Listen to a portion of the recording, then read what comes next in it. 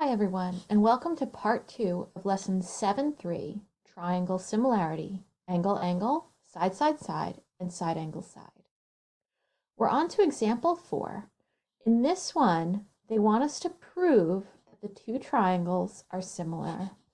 And they have told us that A is the midpoint of segment BC. So notice BC is here, and they told us that A is the midpoint. They've also told us that D is the midpoint of segment BE. And they want us to prove that BDA is similar to BEC. So pause this video and see if you can come up with a plan to figure out why those two triangles are similar. Then come back to check to see if you were right. So you probably noticed that we should be using side angle side for this. But the hard part is that they haven't given us any measurements about these two sides. So we have to do some creative thinking. So notice what I did in my proof. Step 1, of course, was the given statement. Then I said that BA is congruent to AC because A is the midpoint. And I also said that BD is congruent to DE because D is the midpoint. And that was just definition of midpoint. Then I used the definition of congruence to turn those into equalities. So BA is equal to AC and BD is equal to DE.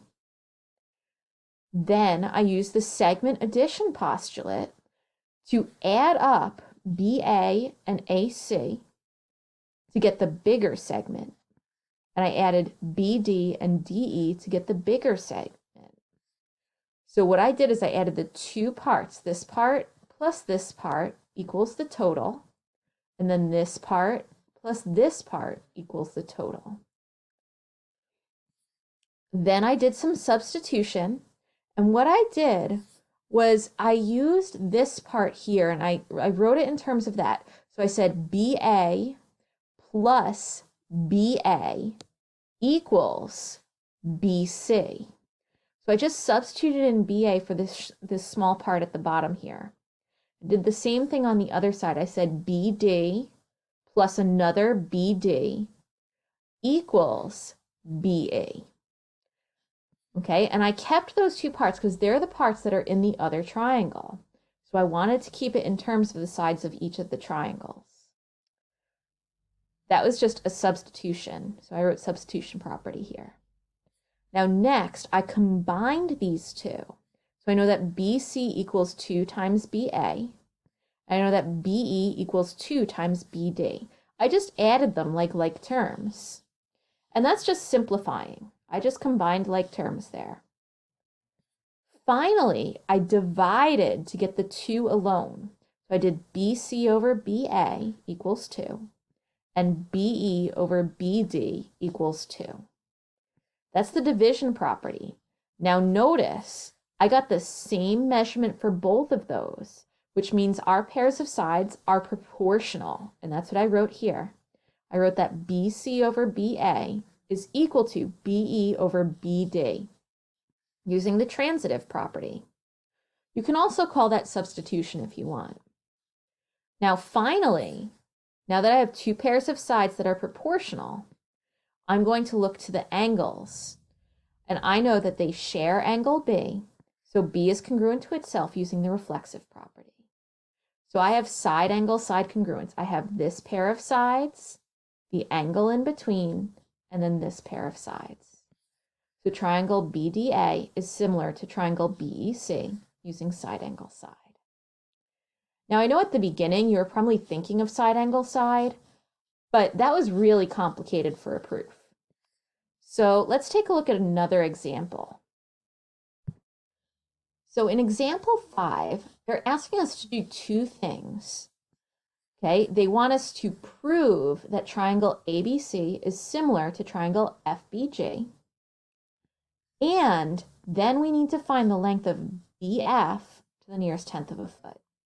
And they've given us the fact that AC is parallel to FG. So we're going to work on the proof first.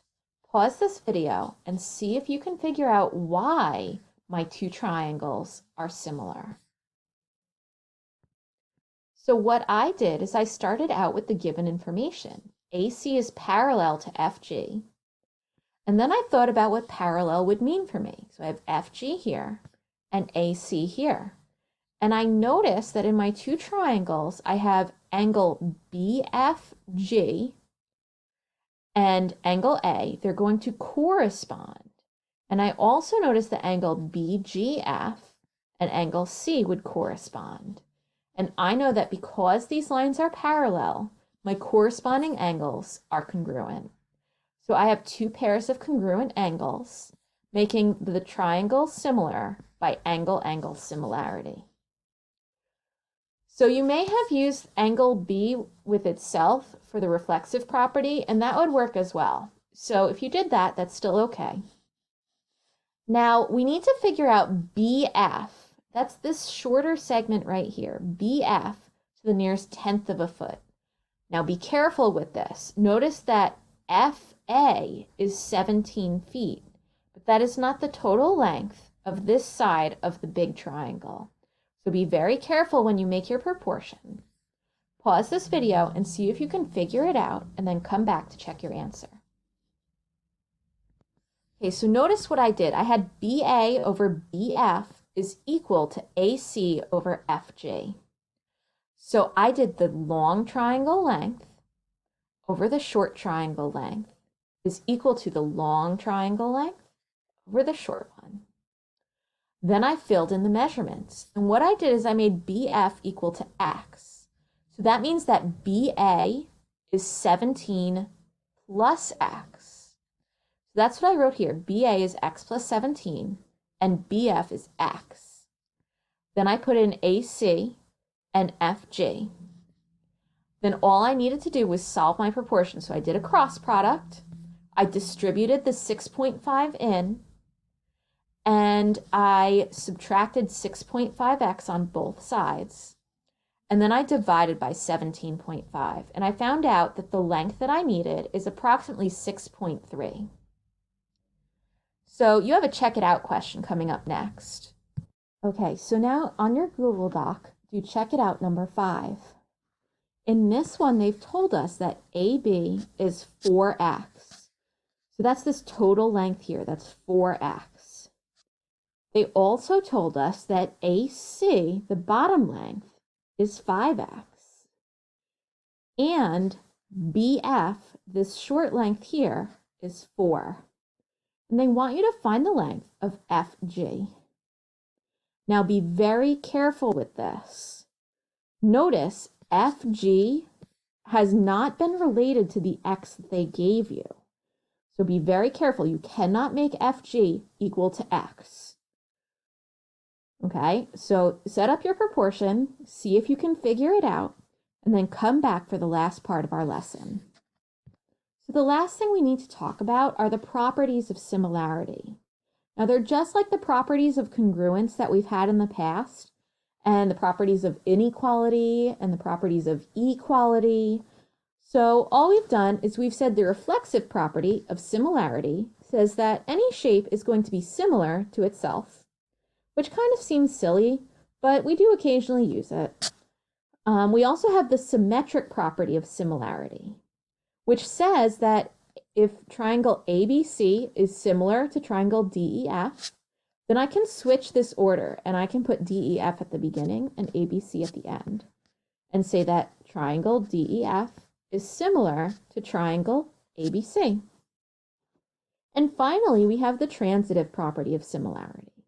It says if ABC is similar to DEF and DEF is similar to XYZ, then I can skip over that middle part and say that ABC is similar to XYZ. So those are our 3 properties of similarity. That's it for this lesson. So let me know if you have any questions. Just send me an email and I'll get back to you.